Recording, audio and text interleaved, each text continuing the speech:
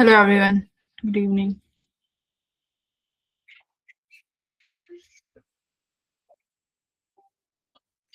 कल टेस्ट है तो सारे बच्चे टेस्ट जरूर देना। ठीक है।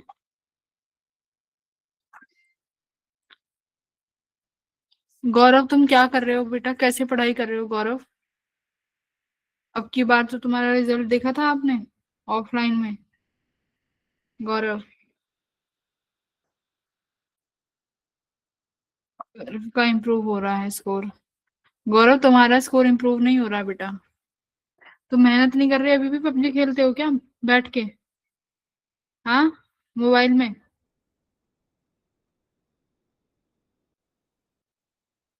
गौरव अभी भी पबजी खेल रहा है क्या? तुमसे ही पूछ रही हूँ भाई। गौरव,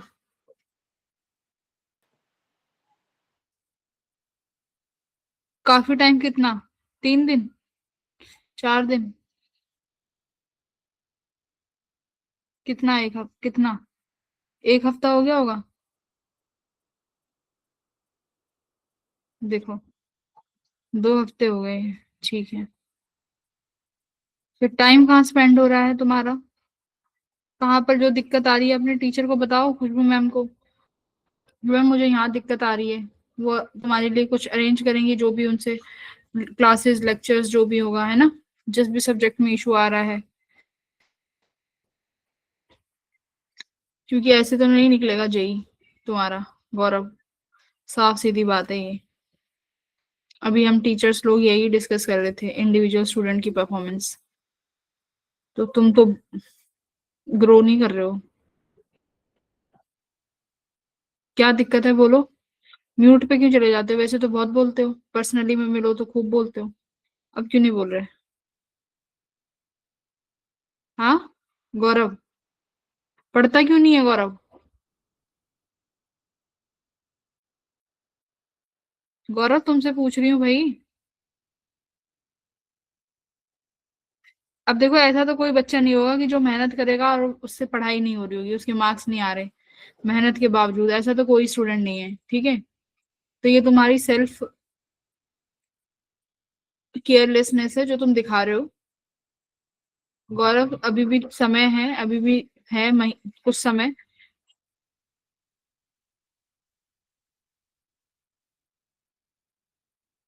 कितना पढ़ते हो तुम? अभी पढ़ना शुरू करा होगा ना तुमने। कितनी बार रिवीजन हो गई केमिस्ट्री की? बताओ, केमिस्ट्री की तुमने अपने आप से कितनी बार रिवीजन करी है गौरव? हाँ, चलो बताना एक बार, सब लिखो। केमिस्ट्री की कितनी, हाँ, पूरी केमिस्ट्री की तुमने कितनी बार रिवीजन कर ली है? कितने टाइम्स? हाँ, केमिस्ट्री तो थ्योरी का सब्जेक्ट है ना, बार बार रिवीजन चाहिए होती है, कंपैरेटिव टू फिजिक्स और मैथ, है ना। केमिस्ट्री में तो बिना रिवीजन के कुछ है ही नहीं। केमिस्ट्री तुमने कितनी बार रिवीजन करी है? सभी बच्चे लिखना, कितने टाइम्स कर चुके हो?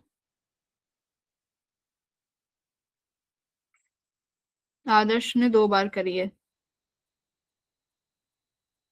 गौरव ने 3-4 बार करी है, बाकी सब बच्चों ने 2 बार। तीरबक्श ने 2 से 3। 3, राहुल ने 3 बार। 3 बार करी है। अब तुम देखो, तुम सब एक तो तुमने जब तुम्हारे प्री बोर्ड, एक तो जब तुम्हारा चैप्टर टेस्ट हुआ होगा, तुमने एक तो हर बार तब पढ़ा है चैप्टर, चैप्टर टेस्ट के दौरान। तुम्हारे स्कूल में यूनिट टेस्ट होते हैं जिनमें दो दो तीन तीन टेस्ट, दो दो तीन तीन चैप्टर्स आते हैं सिर्फ, तुमने तब पढ़ा है। तुम्हारा प्री बोर्ड होता है, तुमने तब पढ़ा है केमिस्ट्री में। फिर उसके बाद मैम ने क्लास में भी तुम्हें 12th ही करा रही होंगी शायद लगभग, फिर तुम्हें वो पढ़ाया 4 बार। तो 4 बार तो मुझे ही पता है। तुमने 4 से 5 बार पढ़ ली है एक चीज, है ना। अगर उसके बावजूद भी तुम चीजों को भूल रहे हो तो फिर कैसे पॉसिबल है? हाँ, है ना, 4 से 5 बार पढ़ चुके हो तुम।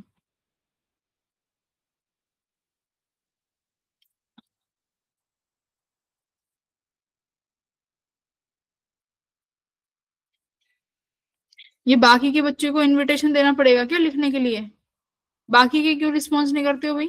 तुमको ज्यादा वो, जो तुम्हारा रिस्पॉन्स नहीं आता है कभी भी। आरुष, रिस्पॉन्स क्यों नहीं आता? सक्षम, सक्षम ने तो लिखा है। हाँ समझ गए जिनको मुझे बोलना था। ये दोनों सुमित संदीप दोनों को क्लास से निकाल दूंगी अगर कुछ रिस्पॉन्स नहीं करोगे तो। क्लास में यहाँ पीछे बैठ के पॉपकॉर्न खाने के लिए थोड़ी आते हो क्लास में।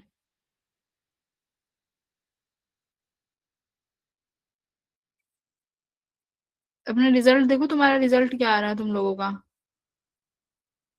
बहुत अच्छा कर रहे हो ना परफॉर्म।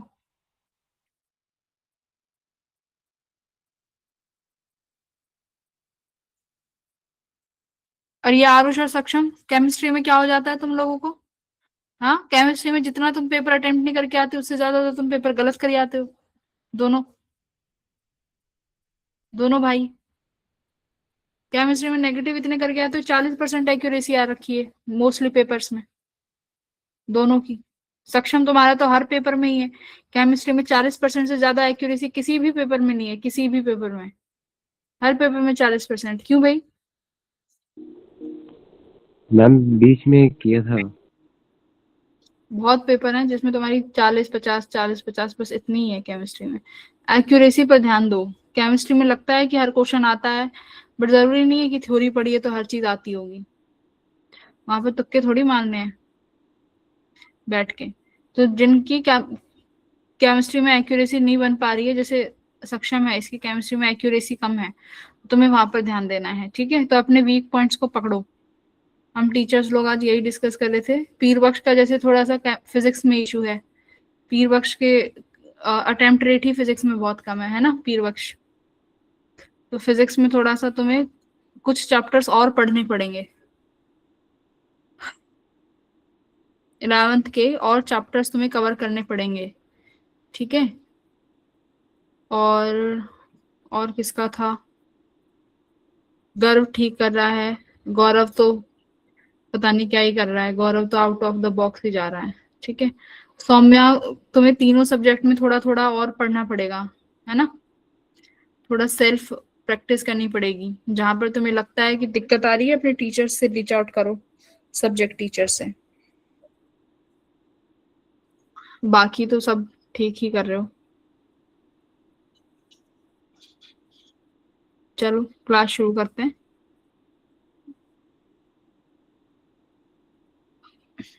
लगभग एक ही महीना बचा है बस।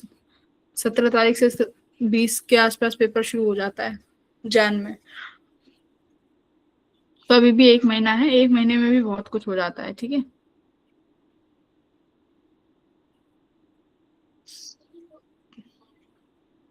ओके, तो ग्रेविटेशन के कुछ क्वेश्चंस करेंगे आज लास्ट, ठीक है? ग्रेविटेशन के बाद फिर अपना नया चैप्टर शुरू करेंगे, फ्लूइड्स का। आज ये करो। कुछ इसमें मैंने एटम्स के भी क्वेश्चन डाले हैं, एटम और न्यूक्लियाई के। ये वाला क्वेश्चन करो सारे जने। मिक्स है कुछ क्वेश्चंस। मैं क्लास ज्वाइन कर लेती हूँ, फिर बैटरी चली जाएगी।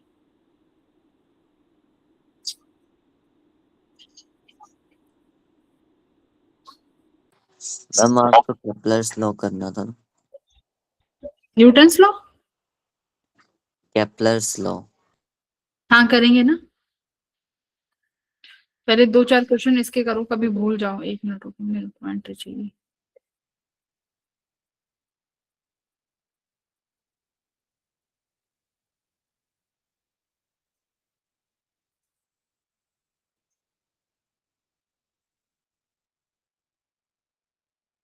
करिए इस क्वेश्चन को।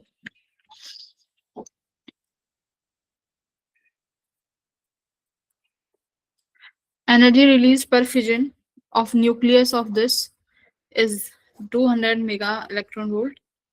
The energy released if all the atoms of this gram undergoes fission.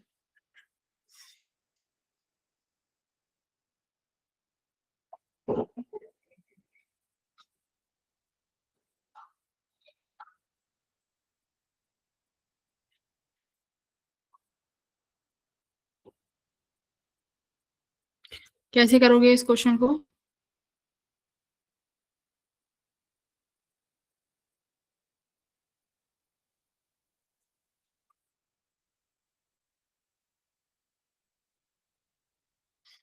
तो तुम्हें एक एटम में दी हुई है कि अगर मेरे पास एक न्यूक्लियस है तो इतना होगा, तो 120 ग्राम में कितने नंबर ऑफ एटम्स होंगे, उतने ही न्यूक्लियस होंगे। तो 120 ग्राम में नंबर ऑफ एटम्स कैलकुलेट कर लो, that's it, correct.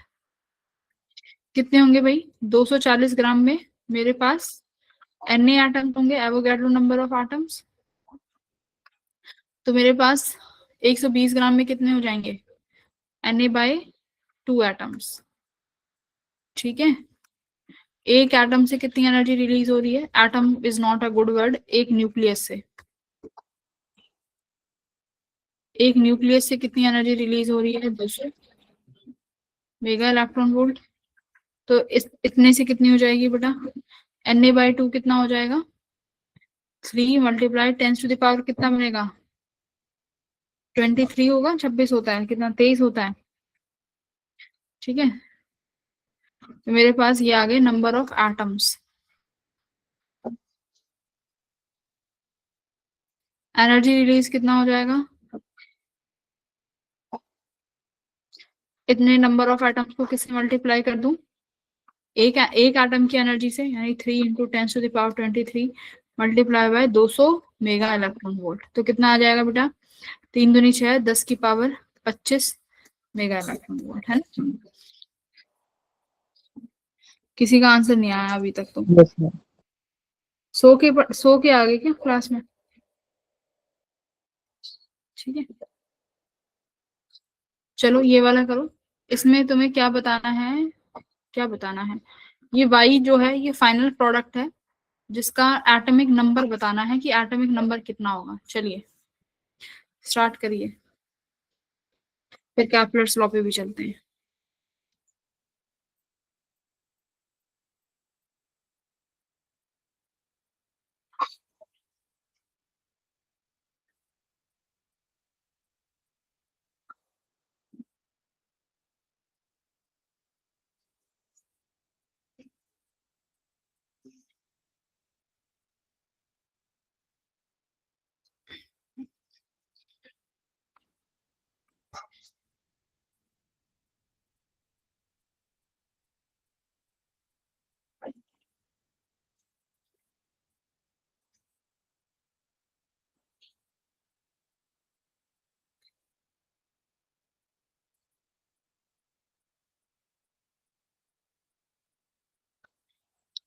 Atomic number बताओ वाई का, हाँ कितना आया है, नहीं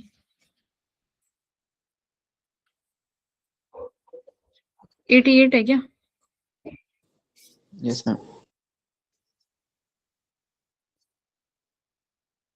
चेक करते हैं। बाकी के बच्चे पर देखो 88 ही है क्या,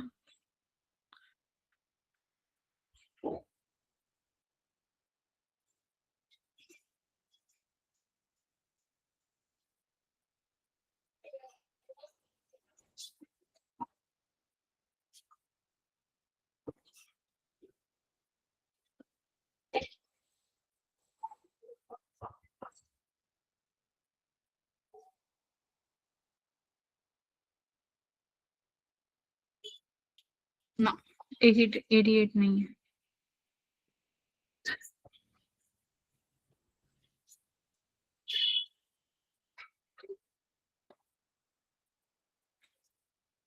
गलत, सब 36 आंसर दे दिए हैं, सबने 88 दिया है। 88 कैसे आ रहा है भाई,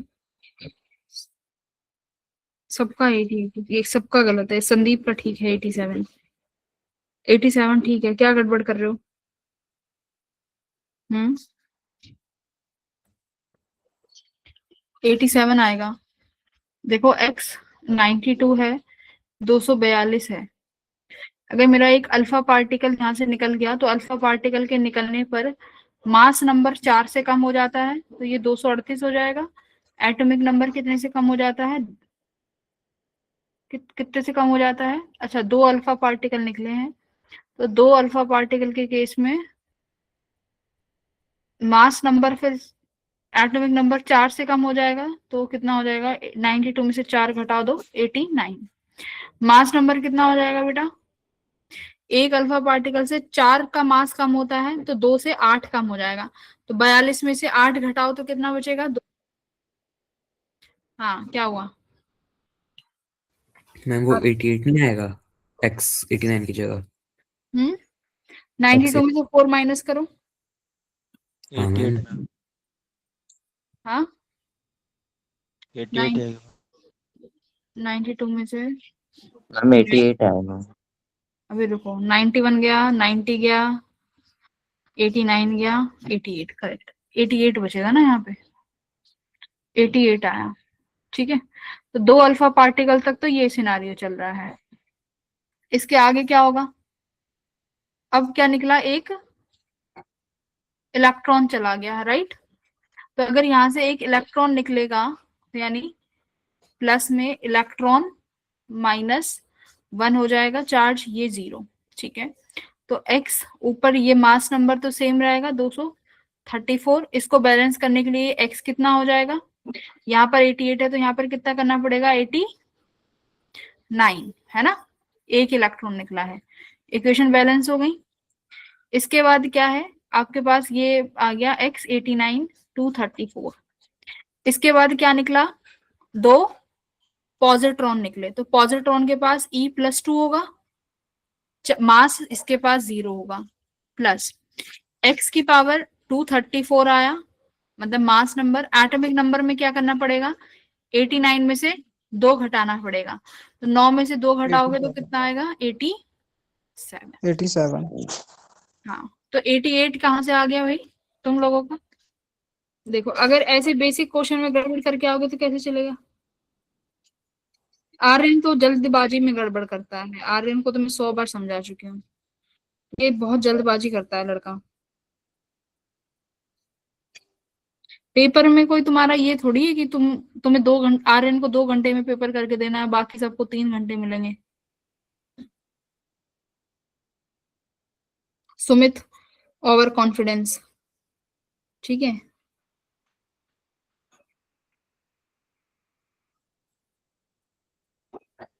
संदीप बढ़िया, राहुल ने दोबारा ठीक करा है। ठीक है, चलो ये बताइए, असर्शन बोलो, सही है कि गलत है? पीरबक्श तुम पीछे क्यों रह गए भाई? तुम्हें ये वाला चैप्टर नहीं आता क्या पीरबक्श? मैम थोड़ा डाउट है कॉन्सेप्ट में। डाउट है पीरबक्श? इसमें भी डाउट है आपको इन चीजों में? मैम ये तो आता है। तो फिर आंसर क्यों नहीं करे आपने? देखो, आपका तो रिस्पॉन्स ही नहीं आया। टीचर के साथ सच ट्रू रहना, मतलब अगर नहीं आता तो बता देना, क्लासेस लग जाएंगी। ठीक है, अगर नहीं बताओगे तो फिर पेपर में ऐसे ही चले जाओगे जैसे अब हो। असर्शन बोलो, diffusion current is greater than drift current if the junction is forward wise. Forward wise में कौन सा करंट डोमिनेट करता है भाई? सौम्या ट्रू, बताया था ना। फॉरवर्ड वाइज में कौन सा करंट रहेगा? डिफ्यूजन। डिफ्यूजन किसकी वजह से होता है? Due to concentration of electron and holes. तो डिफ्यूजन करंट रहेगा फॉरवर्ड वाइज में, ट्रू बात है। और ड्रिफ्ट करंट यानी इलेक्ट्रिक फील्ड के कारण चार्ज पार्टिकल्स को इधर से उधर कराने पर जो करंट फ्लो होगा वो कब होगा? आपका रिवर्स बाइजिंग में। ठीक है, तो ये बात भी ट्रू है। रीजन बोलो, diffusion current in a pn junction is from n side to p side if the junction is forward wise। कहाँ से कहाँ होगा भाई? अगर मेरे पास ये p है, ये n है, इलेक्ट्रॉन्स इधर जाएंगे, कहाँ से कहाँ जा रहे हैं इलेक्ट्रॉन? इलेक्ट्रॉन n से p जा रहे हैं, तो करंट अपोजिट डायरेक्शन में होना चाहिए, p टू n में। तो रीजन क्या हो जाएगा? रीजन फॉल्स हो जाएगा। वेरी गुड, वीर बख्श ने आधा आंसर दिया है, रीजन फॉल्स हो जाएगा, है ना, अपोजिट में। Very good. चलिए ये वाला देखो, ध्यान से बताना क्वेश्चन क्या है। मैं यहाँ पे रीड्रॉ कर देती हूँ सर्किट, वो ये पहले क्लास में पढ़ा चुकी हूँ ना, तुम्हारी क्लास में नहीं पढ़ा।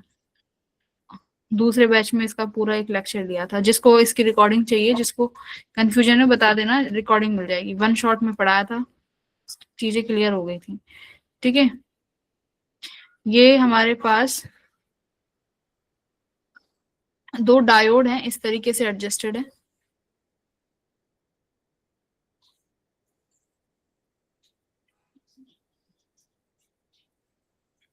फाइव वोल्ट, ठीक है।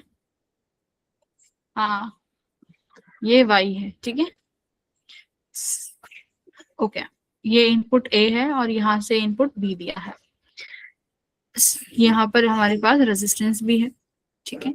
सवाल में क्या कहा है, देखिए सवाल में बोला है कि अगर आपने ए और बी को 5 वोल्ट दिया है तो ए और बी की वैल्यू 1।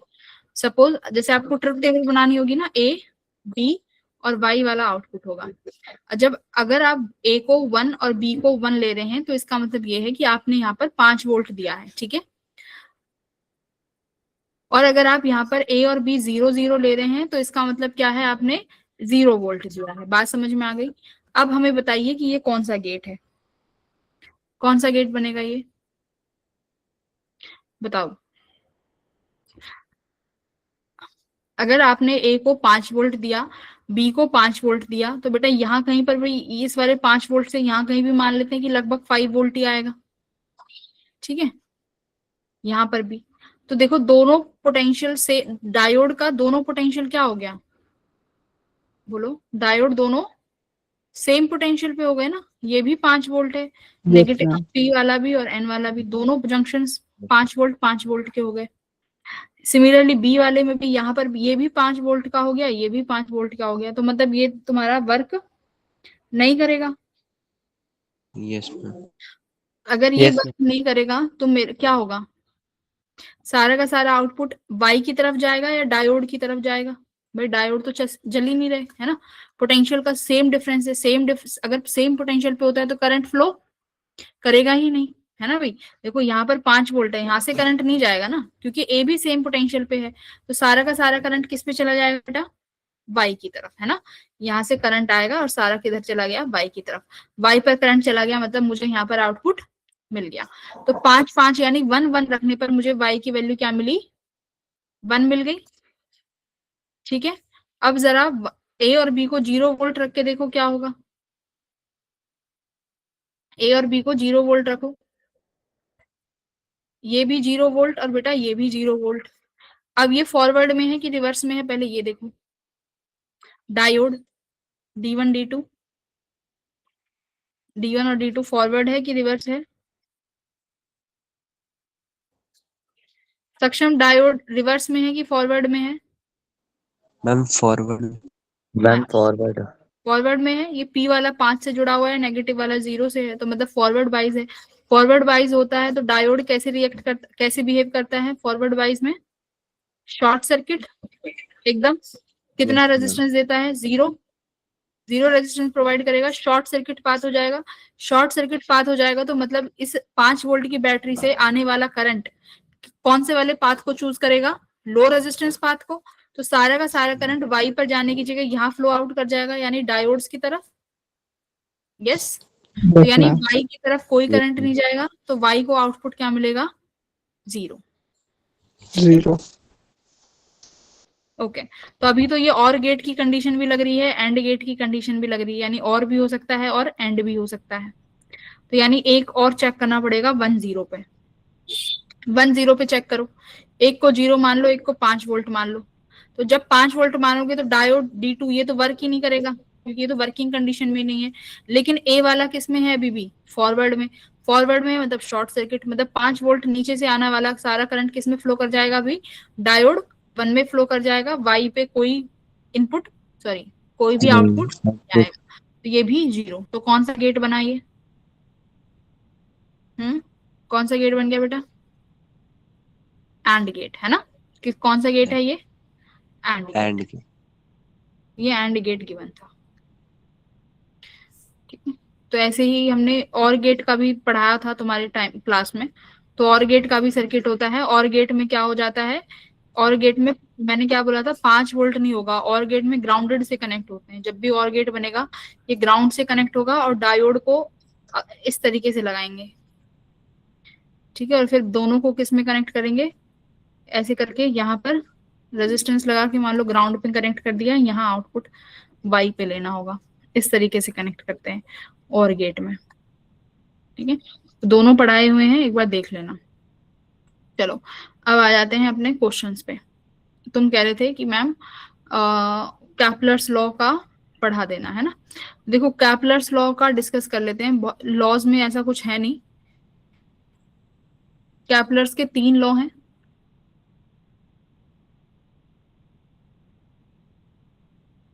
पहला लॉ सिर्फ ये क्या बताता है कि जो हमारा प्लैनेट है इलिप्टिकल पाथ में घूमता है, जिसमें से हमारा जो सन है वो एक फोकी पे सिचुएटेड है, ठीक है।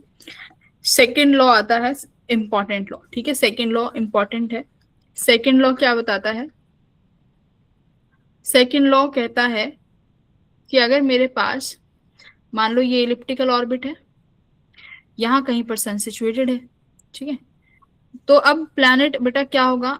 प्लैनेट की सपोज करो ये पोजीशन ए है, ये प्लैनेट की पोजीशन बी है। अब ए पोजीशन पे जो तुम्हारा प्लैनेट है वो तुम्हारे सन से दूर है। बी प्लैनेट में तुम्हारा जो प्लैनेट है वो सन के क्लोज है। तो जब जब तुम्हारा प्लैनेट किसी भी स्टार के क्लोज आएगा, उसकी वेलोसिटी क्या हो जाएगी? उसकी वेलोसिटी उस पॉइंट पर क्या हो जाएगी बेटा? फास्ट। मैक्सिमम हो जाएगी, ठीक है। अब जैसे ही तुम्हारा प्लैनेट क्या होगा? सन से दूर जाएगा, यानी लार्जेस्ट डिस्टेंस पे होगा।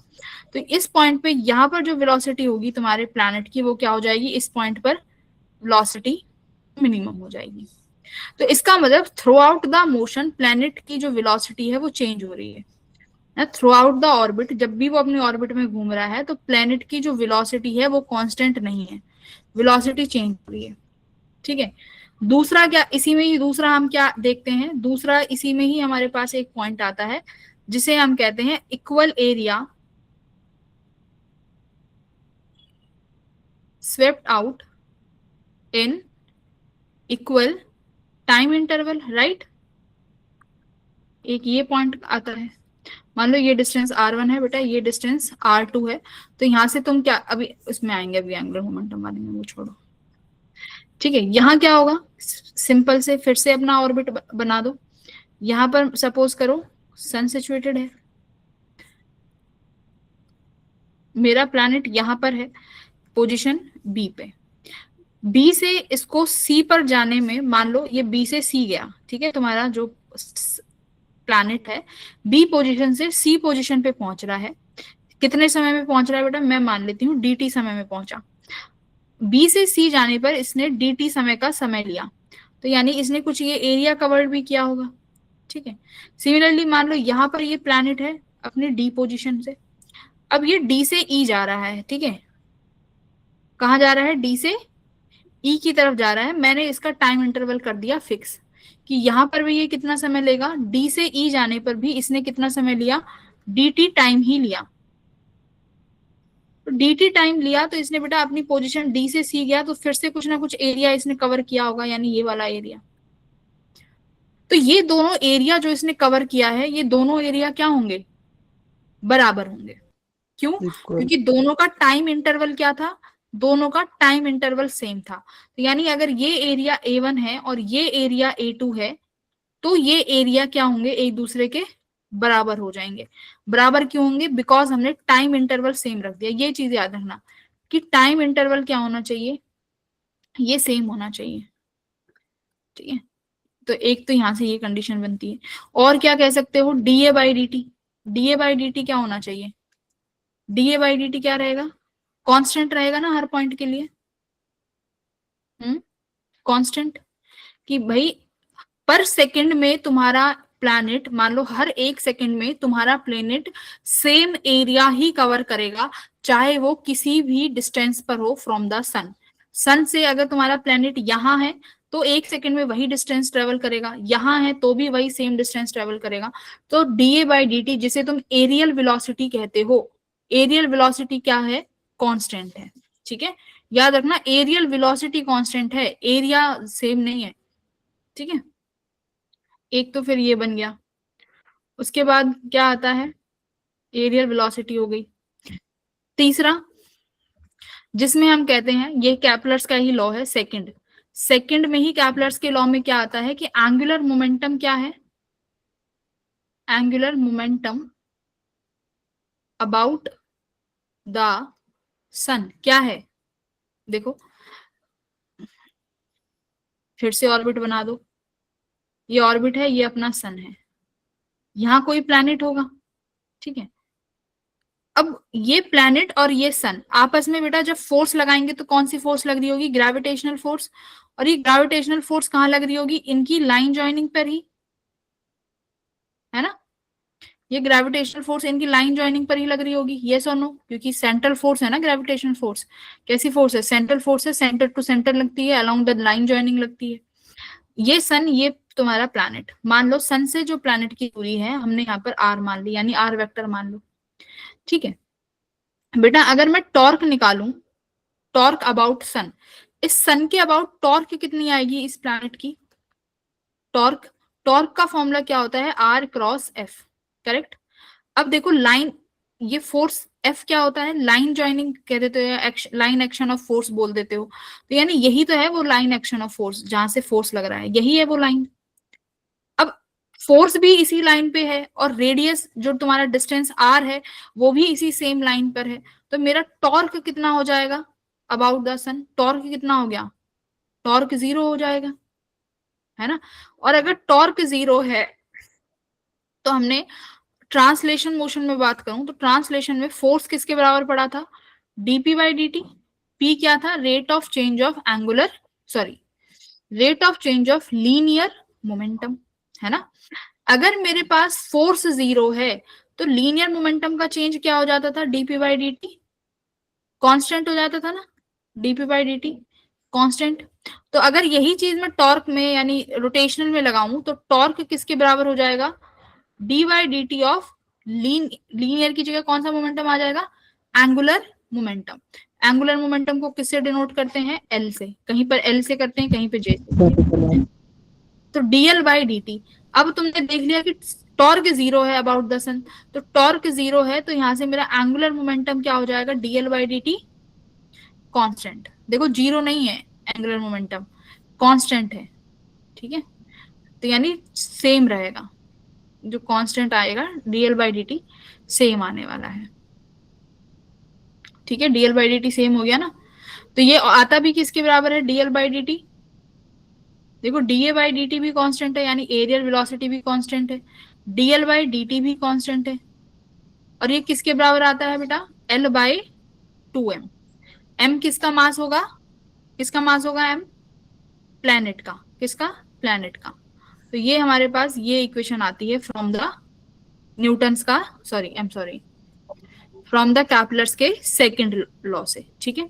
अभी इसी लॉ को अगर हम बात करें, देखो यहाँ पे जो अभी हमने फर्स्ट लिखा था यहाँ पे ये वाला, कि v मैक्स, यानी अगर हमारा प्लैनेट सन से बहुत दूर है तो वेलोसिटी कम, पास में है तो वेलोसिटी ज्यादा। तो यहाँ पर भी देखो एंगुलर मोमेंटम a और b का एंगुलर मोमेंटम तो बराबर ही रहेगा ना, L A equals to L B, A point का एंगुलर मोमेंटम b के बराबर ही रहेगा अबाउट द सन। तो एल ए क्या लिख सकते हो आप, m वेलोसिटी एट ए, यहाँ पर रेडियस कितना है देखो, अच्छा इसको तो आर ए ले लो, फिर इसको भी आर बी ले लो, R A equals to M, L B किसके बराबर हो जाएगा देखो, m into velocity at b into radius of b। m से m कैंसिल हो गया, तो यहाँ से हम कोई भी अगर एक चीज अननोन है तो वो यहाँ से फाइंड कर सकते हैं, ठीक है।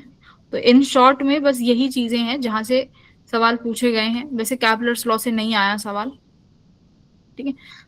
ये सेकंड लॉ सबसे इंपॉर्टेंट है, यहाँ ही 2-3 चीजें हैं जो जानने की होती हैं, ओके।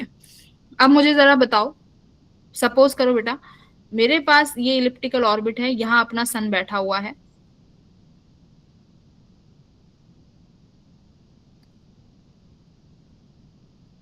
ये एरिया A1 है इन टाइम T1, ठीक है।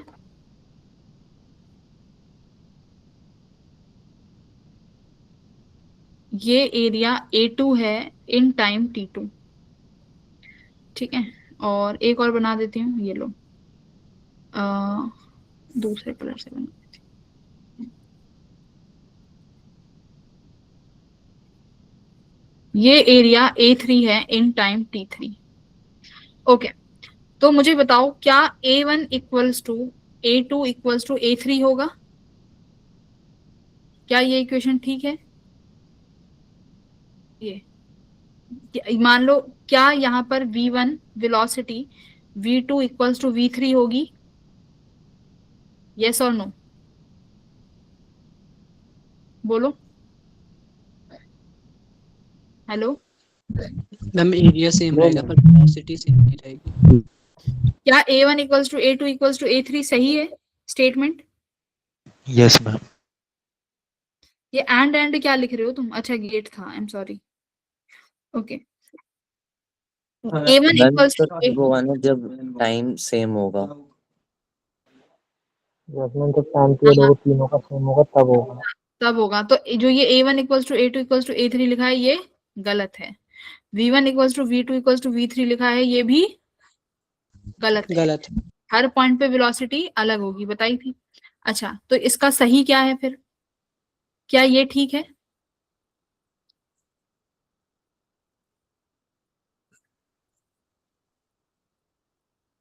क्या ये ठीक है? Yes ma'am. हाँ, हाँ मैम। यस, ये इक्वेशन ठीक है, क्योंकि हमने क्या बोला था, एरिया के साथ टाइम का जो चेंज आएगा वो क्या आएगा, वो सही सेम आना चाहिए। तो ये चीज क्या आ जाएगी, ये कांस्टेंट रहेगी अपनी टाइम के साथ। मैम इसे प्रोडक्ट में ले सकते हैं। क्वेश्चन में आए तो ले सकते हो, क्वेश्चन में आ जाता है तो, है ना, क्वेश्चन में आता है तो कर सकते हैं। a1/t1 equals to a2/t2। ठीक है, तो यहाँ पर तुम्हारा सेकेंड लॉ कंप्लीट हो जाता है। फिर आता है थर्ड लॉ। थर्ड लॉ में सिर्फ एक ही फॉर्मूला है, बट अभी तक जो सवाल आए हैं थर्ड लॉ से ही आए हैं, ठीक है, सेकेंड लॉ से सवाल नहीं आए हैं, थर्ड से सवाल बनते हैं। क्या सवाल बनता है थर्ड लॉ से, पता भी होगा। थर्ड लॉ का क्वेश्चन क्या है भाई? सेकेंड थर्ड लॉ कि अगर हमारे पास कोई भी सैटेलाइट, सैटेलाइट भी बोल सकते हो या फिर प्लैनेट भी बोल सकते हो, जो रिवॉल्यूशन कर रहा हो, ठीक है, मान लो ये अपना सन है, ये कोई प्लैनेट है, ठीक है, तो ये जो इसका टाइम पीरियड होता है वो किसके बराबर आता है बेटा? T square is directly proportional to R cube. R क्या है? Orbital radius. R is always orbital radius, बस ये याद रखना है। डायरेक्टली प्रोपोर्शनल है, कांस्टेंट हटा के लगा दो। अब के भी अगर तुम्हें जानना है कि कैसे आया है तो देखो, सिंपल सी बात है, टाइम पीरियड किसके बराबर हो जाएगा? 2 pi R. R orbital velocity upon, sorry, R is orbital radius, divide कर दो ऑर्बिटल वेलोसिटी से, ठीक है। तो 2 पाई r0 अपॉन ऑर्बिटल वेलोसिटी कितनी निकाली थी कल? √gm अपॉन √r0, वो ऊपर चला जाएगा √r0। देखो यहाँ से टाइम पीरियड कितना आया, 2 पाई r0 की पावर 3/2 अपॉन √gm, ठीक है। तो ये है टाइम पीरियड। बस यही फॉर्मूला याद रखना है टाइम पीरियड का, इतना। इसके अलावा सवाल नहीं आए, मैंने अभी 6-7 साल के सवाल देखे हैं बैठ के, इसके ऊपर कोई सवाल नहीं आया मेंस में, ठीक है। चलो, अब हम करते हैं क्वेश्चंस जो हमारे कल रह गए थे, अच्छे अच्छे वाले। हम्म, मैम मेरे को दोबारा फॉर्मूला दिखाना है वो टाइम पीरियड का। ये रहा।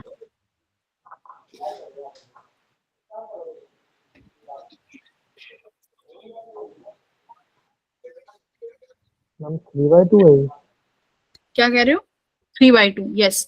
तो अगर r0 3/2 है तो इसको क्या लिख सकते हो? और T square equals directly proportional to R cube, ये भी लिख सकते हैं। तो ये वाली फॉर्म याद रखनी है तुम्हें, ये वाली आर क्यूब वाली, ठीक है।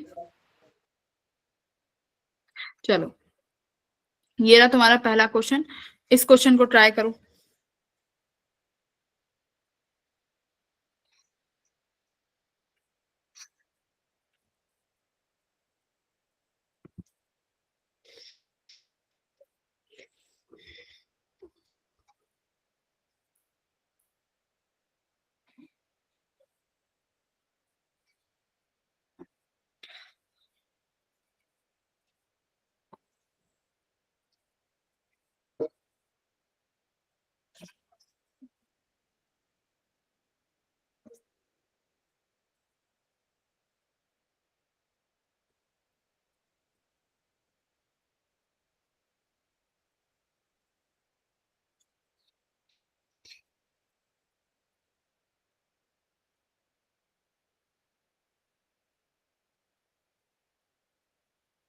तो यही फॉर्मूला लगाओगे, T square is directly proportional to R cube. ठीक है,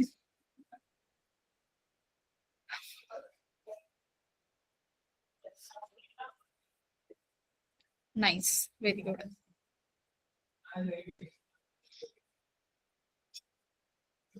करेक्ट, बहुत अच्छे, 1 है ना, पी वक्ष का भी 1 आ गया।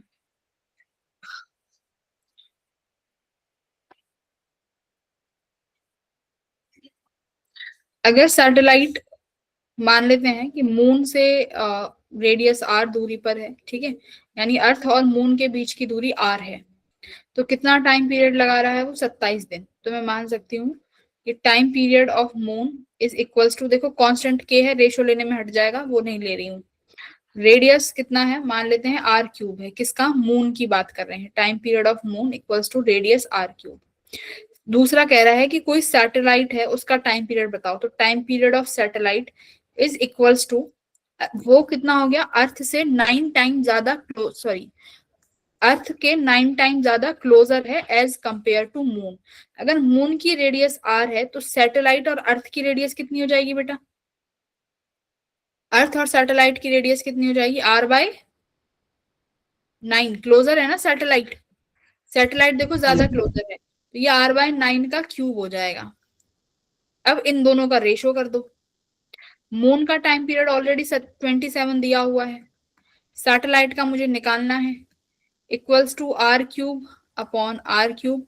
9 की पावर क्यूब कितना हो जाएगा, यहाँ पे लिख देती हूँ, 9 की पावर ये हो गया क्यूब, आर क्यूब से आर क्यूब कट गया, 27 अपॉन, एक सेकेंड, टाइम पीरियड का स्क्वायर कहाँ गया, हाँ अब ठीक है ना, टाइम पीरियड का स्क्वायर हटा दिया, तो 27 का स्क्वायर टाइम पीरियड का स्क्वायर, यहाँ आ जाएगा 9 की पावर क्यूब 27 की power square equals to TS square. बेटा 9 की पावर क्यूब कितना हो जाएगा और 27 की पावर क्यूब, इन्हें सॉल्व कर लेना। देखो मैं लिख देती हूँ, 27 multiply 27 upon 9 multiply 9 multiply 9 equals to time का स्क्वायर। 9 3 जा 27, 9 3 जा 27, 3 3 जा 9, कट गया ये तो, यानी टाइम पीरियड सैटेलाइट का कितना आया, 1 डे, है ना, 1 दिन। ये लो, इसी पे ही आए हैं क्वेश्चन, कहीं से कहीं तक मैंने देख लिया सैटेलाइट बेस्ड जो क्वेश्चन आया है वो, या फिर ये इस तरीके से 2025 में, ये सवाल 2023 में भी रिपीट हुआ था। देखो ये वाला, देखो इसमें कह रहा है कि अगर एक सैटेलाइट को हमने सर्कुलर रेडियस आर में भेजा है तो उसका कुछ टाइम पीरियड होगा, सपोज टी, अगर रेडियस आर है उस सैटेलाइट की, तो सपोज उसका टाइम पीरियड टी है। अब मान रहा है कि अगर मान लो मैंने किसी दूसरे सैटेलाइट को 1.03 आर की रेडियस में भेजा, तो अब टाइम पीरियड सपोज करो टी डैश हो गया होगा, तो इस टी और टी डैश में कितना डिफरेंस है, इस टी परसेंटेज में क्वेश्चन था, ठीक है, आप ऑप्शंस जो थे वो परसेंटेज में थे, तो इसका मतलब तुमसे सवाल में परसेंटेज चेंज पूछी है, कि कितना परसेंटेज चेंज होगा, कैसे निकालोगे बेटा जी, एक बार ट्राई करो।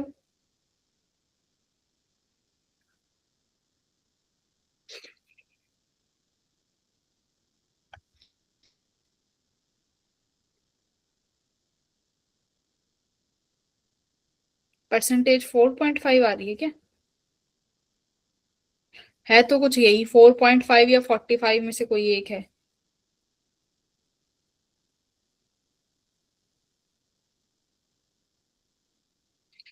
आंसर याद कर रखा था क्या, मैम वो यूनिट डायमेंशन का है ना। हाँ है तो वही,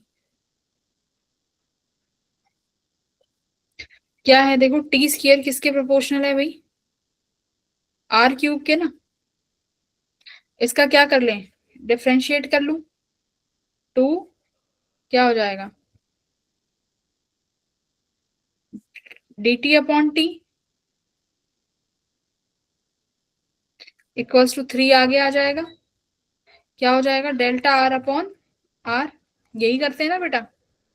अगर देखो अगर मेरे पास स्मॉल चेंज आता है, अगर 5% से कम का चेंज है, तो ये चीजें तभी ये चीज वैलिड है। अगर 5% से कम आता है तब हम ये चीजों को कर सकते हैं। तो साफ साफ दिख रहा है 1.03 है, तो ये चीज वैलिड है, आराम से कर सकते हो। तो 2 dt अपॉन टी, यही हमें निकालना है, dt by T, dt by T तो है चेंज जो मुझे निकालना है, इक्वल्स टू 3। डेल्टा आर कितना है बेटा? डेल्टा आर देखो 1.03 था, पहले आर था, तो 1.03 आर में से आर घटा दो, क्या मिल जाएगा मुझे? डी आर मिल जाएगा। कितना आया? 0.03 आर। तो डी आर की जगह क्या लिखेंगे? 0.03 आर अपॉन आर। आर से आर कैंसिल हो गया, देख लो अब, D T upon T equals to 0.09 by 2 आ जाएगा, तो ये 0.45 बनेगा। तो अभी परसेंटेज चेंज निकालने के लिए मल्टीप्लाई बाय 100 कर दो, तो मल्टीप्लाई बाय 100 करेंगे तो कितना बनेगा भाई? मैम 0.045 बनेगा। 0.045 इंटू 100, तो कितना बन जाएगा? 4.5%। परसेंटेज कितना आया? 4.5%। ठीक है, तो देखो 5% से कम आया है, इसलिए ये वैलिड है। ठीक है,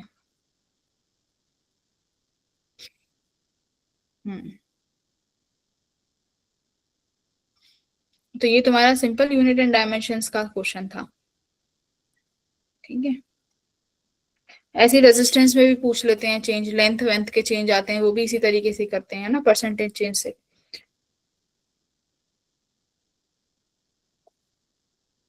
इसको डिफरेंशिएट किया है गौरव, 2 आगे आ गया dt by T, R cube का पावर आ गया dr बाई आर, ये तो यूनिट डायमेंशंस का है ना। 2 आगे dt बाई टी, फिर पावर आगे आ जाती है dr बाई आर। गर्व तुम्हारा 5 कैसे आ गया? सक्षम तुम्हारा 5 कैसे आया? अच्छा 4 पॉइंट के बाद 5 आया है, ठीक है, yes ma'am. Got it.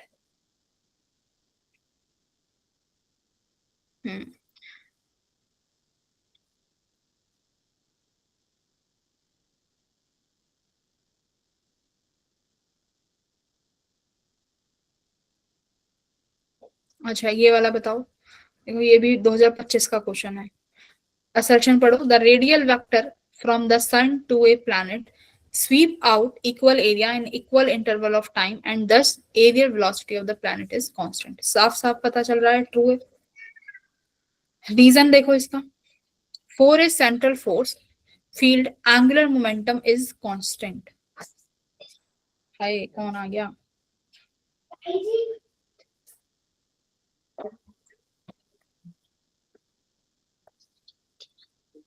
Class में हाँ समय लगेगा मुझे। हाँ बाहर गई हुई है, अभी बाहर गई है।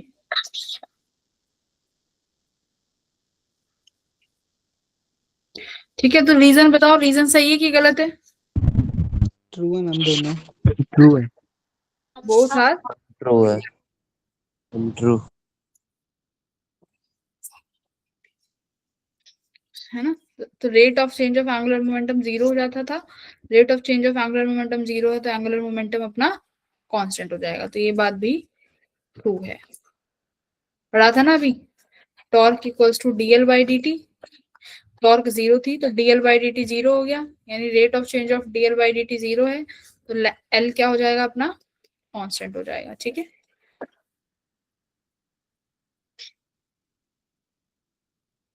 देखो ये वाला क्वेश्चन कई बार आ चुका है, ये बहुत बार रिपीट हुआ है, मुझे भी नहीं पता कितनी बार रिपीट हुआ है, पर बहुत बार हुआ है। इस क्वेश्चन में क्या है, ये पूछता है कि सरफेस से कितनी ऊपर और सरफेस से कितनी नीचे ग्रेविटी की वैल्यू सेम हो जाएगी, है ना। तो इसका आंसर तुम ज्यादातर याद ही रख लेना, ये बहुत बार कई बार पूछ चुका है कि सरफेस से कितना ऊपर, सरफेस से कितना नीचे, ग्रेविटी शुड बी सेम, क्योंकि वेट सेम है तो ग्रेविटी सेम हो जाएगी। यानी gravity depth equals to gravity at height. Depth पे तो सिंपल सी बात है, g equals to 1 minus d by r, यही फॉर्मूला है डेप्थ के लिए।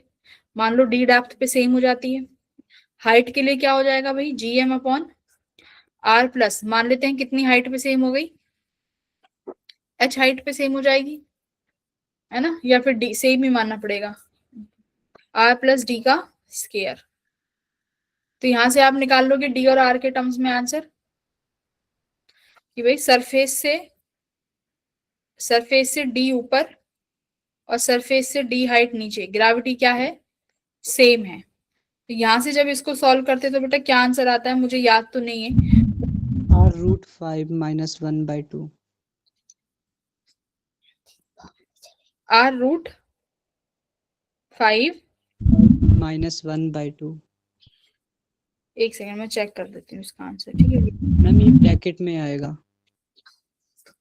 एक सेकंड में चेक ही करके बता देती हूँ, क्योंकि बहुत बार रिपीट हुआ है, कैलकुलेशन करने में लग जाता है समय। कहाँ गया पीडीएफ,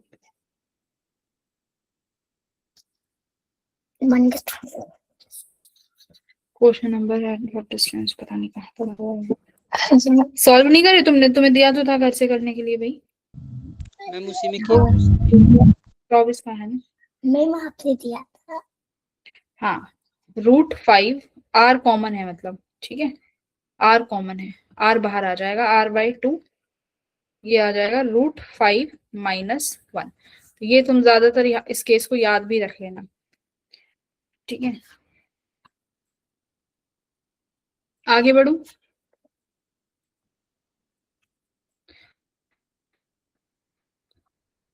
ये क्वेश्चन भी हो जाएगा। इसमें तुम्हें बोला है कि देखो एक प्लैनेट है, 200 दिन लेता है सन को कंप्लीट करने के लिए, अगर हम सन से उसके डिस्टेंस को 1/4 करते हैं तो कितना डिस्टेंस, कितना समय लेगा। फिर से वही फॉर्मूला लगाना है, T1² upon T2² equals to R1 upon R2 का क्यूब, यही लगाओगे ना फॉर्मूला। अब पहले मान लेते हैं कि रेडियस R थी, अब उसको कितना कर दिया, देखो कितने से कम कर दिया, R/4, ये करना था। R से R कैंसिल हो जाएगा, पहले अपना समय 200 दे रखा है, 200 का square upon T² equals to 4 का स्क्वायर क्यूब है, सॉरी 4 का क्यूब कितना हो जाएगा, 64। तो कर लोगे ये, अब अपने आराम से आ जाएगा कितना आएगा, ठीक है।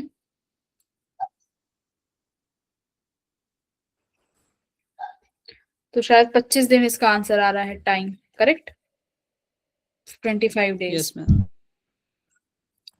फिर उसके बाद ये वाला क्वेश्चन करो ट्राई फटाफट।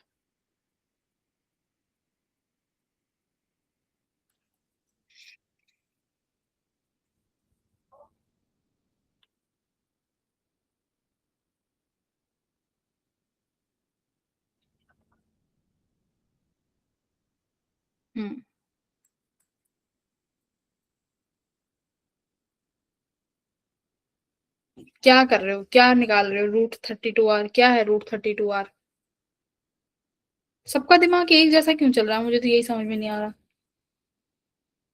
एक एक राहुल ने अपने दिमाग को बांट दिया है क्या सब में, ये सब करेला खाना शुरू कर दिए हो।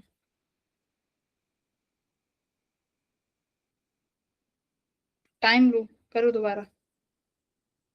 32 पेपर में इतने गलत करके आओगे ना तो पता चलेगा तुम्हें इसकी नुकसान क्या है।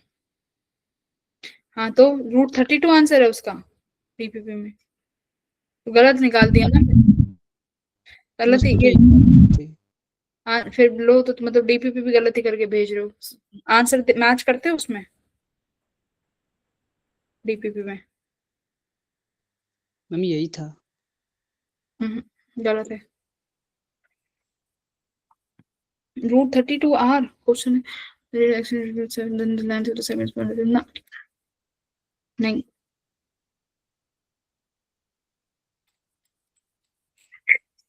बाकी के करो, दोबारा करो।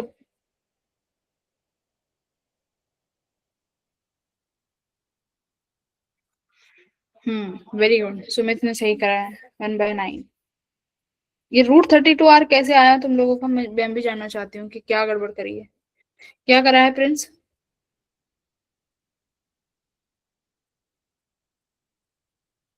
मैम वो डीपीपी में दूसरा क्वेश्चन था, हमें लगा यही है। हाँ हाँ हाँ हाँ हाँ, क्वेश्चन अलग है ना, अलग क्वेश्चन है। क्या कह रहा है, देखो मेरे पास किसी भी पेंडुलम का टाइम पीरियड किसके बराबर होता है, 2π√L/g। ठीक है, अब ये है सरफेस पे। अब ये कह रहा है कि अगर हम इस पेंडुलम को उठा के 2r हाइट पे ले जाते हैं फ्रॉम द सरफेस, तो मुझे इस पेंडुलम की लेंथ को क्या रखना है। अब देखो टाइम पीरियड तो चेंज कर नहीं सकते, सेकंड्स पेंडुलम है, तो मतलब टाइम पीरियड तो सेकंड्स पेंडुलम का सेम ही रहेगा, 2 सेकंड्स है ना, तो टाइम पीरियड तो चेंज हो नहीं सकता, तो हमें उसकी लेंथ कितनी रखनी पड़ेगी, ये सवाल है। तो देखो टी डैश, टी तो मान लेते हैं अभी, टी डैश कितना हो जाएगा, 2π√L/g डैश, क्योंकि भाई आप किसी हाइट पे लेके जाओगे तो ग्रेविटी तो चेंज हो जाएगी, तो ये जी डैश किसके बराबर आ जाएगा, देखो GM/r+h। r h कितना है, 2r, 2r + r should be 3r, 3r का स्केयर कितना हो जाएगा, 9r स्केयर। तो यानी मेरी जी डैश किसके बराबर आ गई, जी डैश मेरी आ गई g/9 के बराबर, है ना।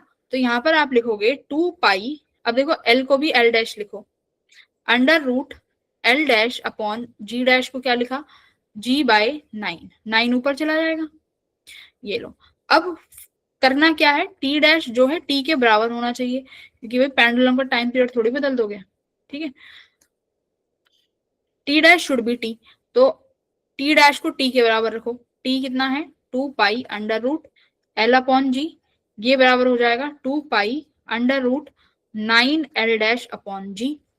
2π से 2π कट गया, रूट से रूट कट गया, जी से जी कट गया, तो L किसके बराबर थी, L equals to 9L dash, और L डैश किसके बराबर आ जाएगा, L/9,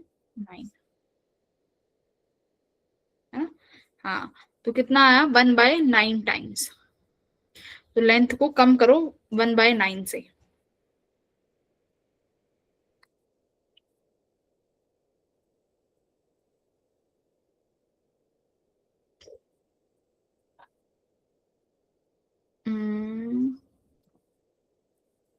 okay, solve this question. फर्क ये है कि मास एक को m ले लो, दूसरे को 2m, शायद कोई क्वेश्चन दिया था मैंने तुम्हें, इसे छोड़ो, यहाँ पर पहले ये वाला क्वेश्चन कर दो। करना ये वाला क्वेश्चन, उस पे बाद में आएंगे।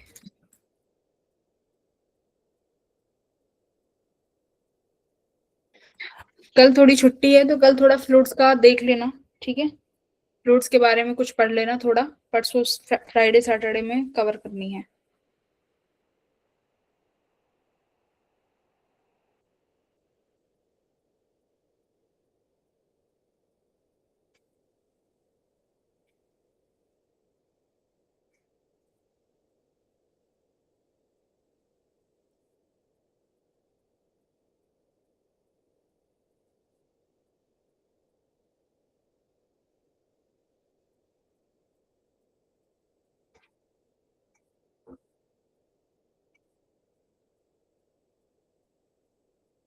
अगर एस के वेलोसिटी को डेंसिटी के टर्म्स में पूछते हो तो कर लोगे ना, मास को डेंसिटी में लिख लेना, है ना।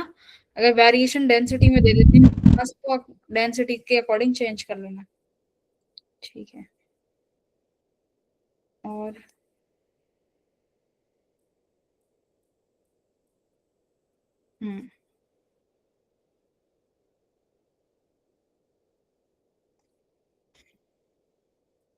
फटाक से करो, आसान सवाल है।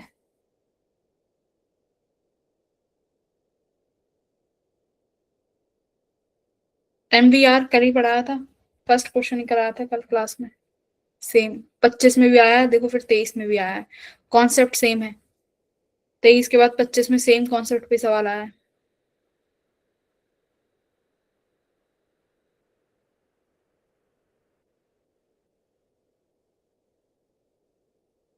पच्चीस का पेपर फिर भी डिफिकल्ट था कंपैरेटिव टू 23 और 24। अगर 23 और 24 का पेपर देखें उसके हिसाब से 25 का डिफिकल्ट है पेपर, और अप्रैल शिफ्ट का तो बहुत ही ज्यादा डिफिकल्ट था।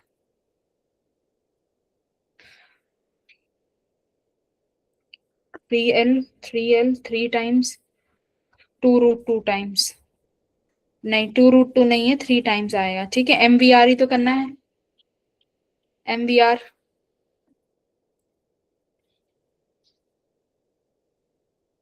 कल ही कराया था, एंगुलर मोमेंटम MVR के बराबर होता है, जिसमें से मेरी ऑर्बिटल वेलोसिटी √GM/r हो जाएगी। ये r यहाँ पर है, तो यहाँ से मेरा एंगुलर मोमेंटम m/√GM, और ये r की पावर कितनी हो जाएगी भाई, r इंटू आर। r की पावर कितना हो गया, ओनली √r है ना, रूट के अंदर चला गया r। GM तो कांस्टेंट है, कैपिटल GM। तो अब ये क्या कह रहा है कि अगर एंगुलर मोमेंटम L था when it is revolving in a circular orbit at height h from the earth surface, earth surface से h हाइट पे है, तो इफ द, देखो अब जो रेडियस ऑफ अर्थ है वो दोनों में कॉमन हो जाएगी, तुम्हारी चॉइस है if you want to take radius of earth और नहीं। ठीक है, नहीं लोगे तो भी गलत नहीं होगा। अब आगे क्या कह रहा है, if the distance of satellite, तो मैं मान लेती हूँ कि एंगुलर मोमेंटम L है जब मेरे पास कितना है, orbital radius G capital M, मैं स्मॉल r को ही किसके बराबर मान रही हूँ, r प्लस h के बराबर। ठीक है, कोई गड़बड़ तो नहीं है भाई, रेडियस ये एग्जैक्ट तो यही है ना, स्मॉल r का मतलब, एग्जैक्ट स्मॉल r का मतलब यही है कि रेडियस ऑफ अर्थ में प्लस h ऐड होना चाहिए, तो मैं यहाँ पर इसको r लिख देती हूँ। ठीक है, ये मेरा एंगुलर मोमेंटम L है। अब कह रहा है कि अगर मैंने distance of satellite from the earth centre is increased by 8 times, 8 time increase कर दिया, तो एंगुलर मोमेंटम क्या हो जाएगा, L डैश। भाई मास चेंज नहीं होगा, GM चेंज नहीं होगा, R कितना हो जाएगा, R डैश बताओ कितना हो जाएगा। अगर तुमने पुराने के 8 टाइम्स बढ़ाया है तो 8 टाइम इंक्रीज कर दिया तो 8R हो गया, हाँ इंक्रीज टू 8R हो जाएगा, increased by 8 times, एक second, when it is revolving in circular orbit at a height h from the earth surface, is the distance of satellite from the from the earth center, एक के okay okay के देखो फंसा दिया question में, ये देखो from the earth center,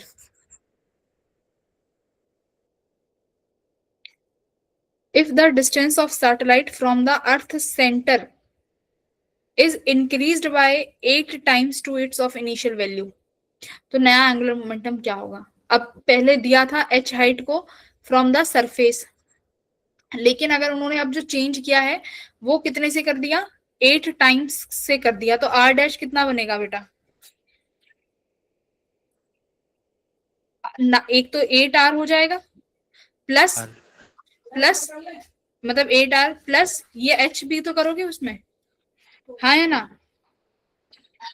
8R plus R, तो यानी R डैश की वैल्यू 9R हो जाएगी ना, 8R डैश की वैल्यू 9R हो जाएगी, तो L डैश कितना आया, L डैश तुम्हारा कंपैरेटिवली आ जाएगा 3 time of L, L dash upon L equals to 3, तो रेशियो कितना बनेगा इसका, 3 बनेगा। ठीक है, तो ये थोड़ी जो चीजें हैं ना, इनको एक बार ध्यान, इनको देख लेना कि हम कहाँ से ले रहे हैं और क्या आंसर है, from the centre is increased.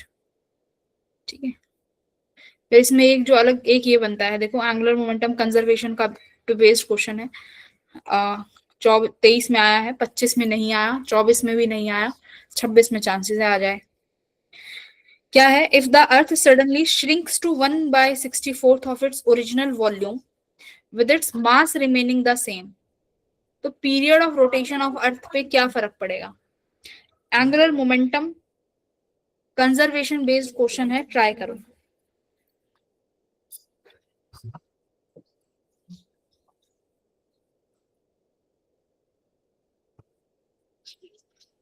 Angular conservation समझ गए ना, क्या है भाई एंगुलर कंजर्वेशन,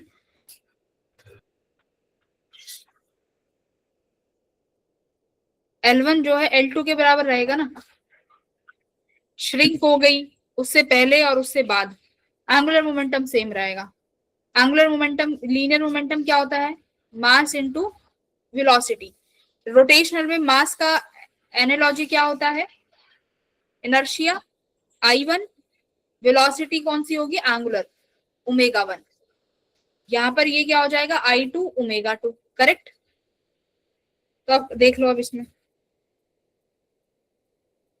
अर्थ का इनर्शिया किसके शेप में है भाई, सॉलिड स्फीयर, तो इनर्शिया 2/5 mr² करोगे इनिशियली, फाइनली 1/64 से श्रिंक हो गया, मतलब रेडियस में चेंज आएगा इनर्शिया की। तो पहले कितना था 2/5 mr², ठीक है। मान लेते हैं इसकी एंगुलर वेलोसिटी उस टाइम पर ओमेगा थी। I2 कितना हो जाएगा बेटा 2/5, मास में कोई चेंज नहीं आया तो मास विल रिमेन सेम। R' कितना हो जाएगा वो मुझे फाइंड करनी है। ओमेगा 2 ये हमसे पूछा ही है कि भाई ओमेगा 2 में क्या चेंज आएगा, तो अब क्या R' निकाल सकते हो। अगर V' चेंज हो गया कितना 1/64 ऑफ इनिशियल V, तो V' कितना लिखोगे 4/3 pi R'³ equals to 1/64 of 4/3 pi R³। 4/3 pi से 4/3 उड़ गया, तो R' कितनी हो गई बताओ, R'³ equals to 1/64 of R³। तो 64 को क्या लिख सकती हूँ 1/4 का क्यूब। देखो यहाँ पे 64 को 1/4 का क्यूब लिख दो, तो यहां से क्या हो जाएगा R'³ equals to 1/4 of R का क्यूब। क्यूब से क्यूब कट गया, तो R' जो मुझे निकालना था वो कितना आया R/4 आ गया।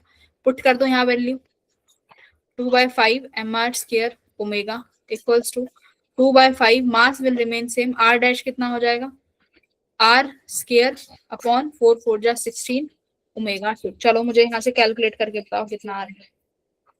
उसने पूछा क्या है, I am sorry, time period पूछा है, ठीक है ओमेगा निकालना है, टाइम पीरियड भी निकाल लोगे, रोटेशन ओमेगा निकालो। 2/5m से 2/5 mr² चला गया, तो ओमेगा कितना आया बेटा omega 1 upon omega 2 equals to 1/16, ठीक है। पहले टाइम पीरियड कितना है अर्थ का अबाउट इट्स एक्सिस, कितना है टाइम पीरियड 24 आवर्स 24 आवर्स। हाँ तो अब कितना हो जाएगा ओमेगा 1/ओमेगा 2 ही तो करना है।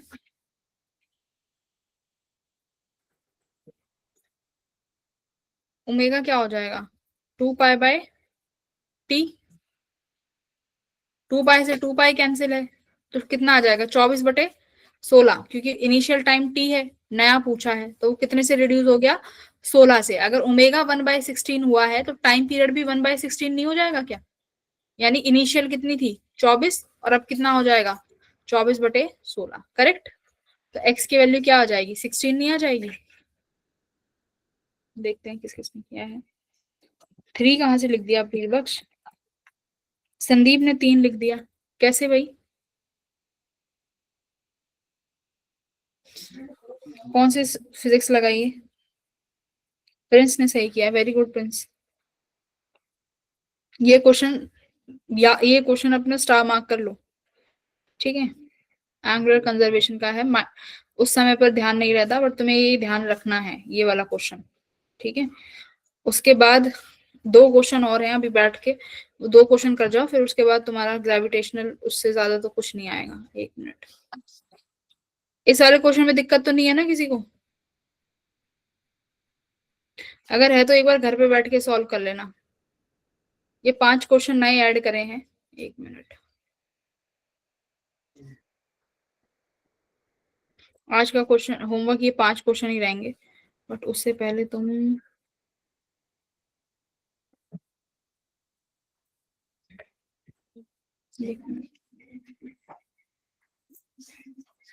body of mass and the gravitational potential line joining the mass of the spaceship energy required, ये तो कर लो, कल ही कराया था।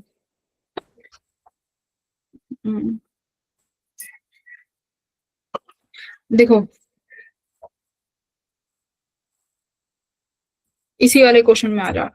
यहाँ पर तुम्हें पेपर में दिया हुआ है 2023 में कि 2 पार्टिकल हैं जिनके मास m है, ठीक है। तो जब ये m के साथ दोनों के सेम पार्टिकल के साथ करके रखते हो ना, तो इनमें कोई चेंज नहीं आता, मतलब उसमें कोई अलग से फिजिक्स नहीं लगती, जो तुमने फॉर्मूला बेस्ड पढ़ी हुई चीजें हैं वही लगेगी। लेकिन मान लो अगर मैंने एक का मास m दे दिया और बेटा दूसरे का मास 2m दे दिया, ध्यान से सुनना, एक का मास m है दूसरे का मास 2m है, ठीक है। तो इस केस में तुमसे स्पीड पूछ लेगा कि कितना स्पीड है, टाइम पूछ लेगा, ठीक है। ओमेगा पूछ लेगा कितना है, तो ये 3-4 चीजें पूछ सकता है। इस चीज में ध्यान क्या रखना है, देखो स्पीड पूछ रहा है तो सिंपल सी बात है ऑर्बिटल स्पीड ही होगी, क्योंकि दोनों प्लैनेट एक दूसरे के सर्कल लगा रहे हैं। तो यहाँ पर तुम जब f centripetal equals to f gravitational रखोगे, तो ग्रेविटेशनल फोर्स तो यही रखोगे अगर दोनों मासेस m और 2m है, दोनों एक दूसरे से रेडियस r है, तो उनके बीच की दूरी कितनी हो जाएगी बेटा 2r। सपोज अभी इस 2r को मैं कितना मान ले रही हूँ, 2r को d के बराबर मान लिया मैंने, ठीक है। एफ ग्रेविटेशनल फोर्स क्या लिखोगे, g m into 2m upon इनके बीच की दूरी कितना ही है d स्क्वायर। अब जब सेंट्रीपिटल फोर्स लिखने बैठोगे ना, क्या mv स्क्वायर अपॉन r, तो यहाँ पर ये चीज याद रखना, यहाँ पर जब अब ये सेंट्रीपिटल वाली फोर्स वाली r लोगे ना, तो यहाँ पर कौन सी r आएगी, ये सेंटर ऑफ मास वाली। जब भी दो पार्टिकल्स एक दूसरे के अराउंड सर्कल लगाते हैं तो वहां पर हम सेंटर ऑफ मास का यूज करेंगे, ठीक है, क्योंकि वो एक दूसरे के ग्रेविटेशनल अट्रैक्शन में घूम रहे हैं ना, एक दूसरे की म्यूचुअल ग्रेविटेशनल फोर्स है, तो वो किसके अबाउट रोटेट कर रहे होंगे भाई, एक पॉइंट तो चाहिए ना, किस पॉइंट के अबाउट रोटेशन हो रही है, किस पॉइंट के अबाउट मोशन हो रहा है, तो इसमें वो पॉइंट कौन बनता है, सेंटर ऑफ मास। भाई अगर प्लेनेट है, प्लेनेट के चारों तरफ सैटेलाइट घूम रहा है, तो वो प्लेनेट का वो सेंटर क्या हुआ उसका, वो प्लेनेट, इसीलिए वो सारी डिस्टेंस कहां से कवर की जाती थी, उस प्लेनेट से, क्योंकि वो प्लेनेट उनका सेंटर ऑफ मास बनता था। भाई याद है ना, मैं सारी डिस्टेंस मैंने कहां से लिखवाई है, अर्थ के सेंटर से, क्यों, क्योंकि वो उसी के अबाउट घूम रहा है। अगर मान लो दो प्लेनेट एक दूसरे के अराउंड घूम रहे हैं, तो एक्चुअली में किसके अबाउट घूम रहे हैं, वो एक दूसरे के सेंटर ऑफ मास के अबाउट घूम रहे हैं, राइट भाई, सब पल्ले पड़ रहा है ना। तो जब भी दो पार्टिकल आपस में घूमते हुए नजर आए तो उनका सेंटर ऑफ मास निकालना, दोनों का अगर मान लो mm होता है तो centre of mass mid point पे लाई करता है, तो इसलिए सवाल में गड़बड़ नहीं होती। अगर अलग अलग दे देगा तो याद रखना, अगर तुमने यहाँ पर स्मॉल m लिया है ना, small m v square upon, अब r जो होगा इस m से सेंटर ऑफ मास की दूरी होगी, बताओ इस m से सेंटर ऑफ मास की दूरी कितनी होगी, 2/3d, यही होगा ना, 2/3d, 2/3 इंटू डी, ये याद रखना, बस ये था यहाँ पर क्वेश्चन। बोलिए, ये भी स्टार मार्क कर लेना, ठीक है। तो 23 में आया है तो हो सकता है फिर से 26 में भी आ जाए, बट अब की बार डेटा चेंज करके आएगा। बोलो, ठीक है बेटा, समझ में आया, ठीक है। Yes ma'am. तो ये स्टार मार्क कर लेना कि अगर ऐसे क्वेश्चंस आते हैं तो सेंटर ऑफ मास का डिस्टेंस लेंगे, सिर्फ कहां पर, सेंट्रीपिटल फोर्स लिखते वक्त। चलो ओके देन, बाय एवरीवन।